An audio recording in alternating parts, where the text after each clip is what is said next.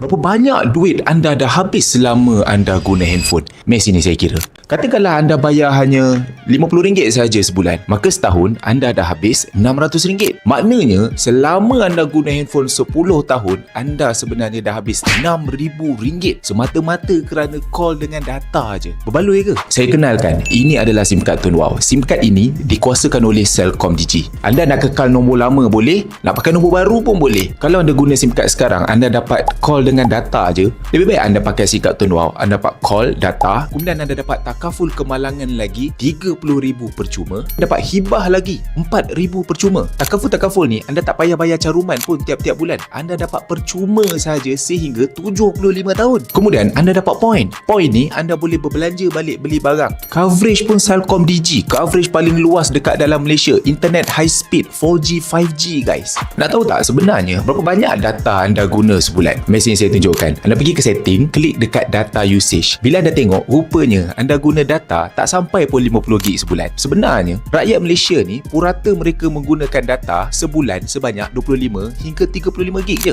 Dalam Tun Wow, RM35 saja anda dah boleh dapat 75GB data high speed. Tak ada kontrak, tak ada charge tersembunyi. Tun Wow juga ada plan 20, ada plan 50, ada plan 60. Semuanya mencukupi untuk rakyat Malaysia. Dengan kelebihannya banyak macam ni, anda hanya perlu bayar RM19.50 sekali saja seumur hidup. Anda akan dapat singkat 20GB data high speed dan RM30,000 takaful kemalangan percuma untuk anda sehingga umur 75 tahun. Kalau nak lagi diskaun, anda ambil siap dengan plan 35 sekali. Anda hanya perlu tambah RM30 je. So anda jimat RM5. Anda dapat data lebih banyak dan anda dapat percuma hibah RM4,000. Anda nak lagi jimat? Guna handphone free je lah. Anda perkenalkan SIM card ini kepada orang lain, maka anda akan dapat cashback 10%. Cuba anda pilih. Anda terus bayar setiap bulan tapi anda dapat call dengan data je, ataupun anda bayar yang sama juga, anda dapat call dengan data tapi anda dapat extra data tak habis bawa ke depan, takaful kemalangan RM30,000, hibah RM4,000,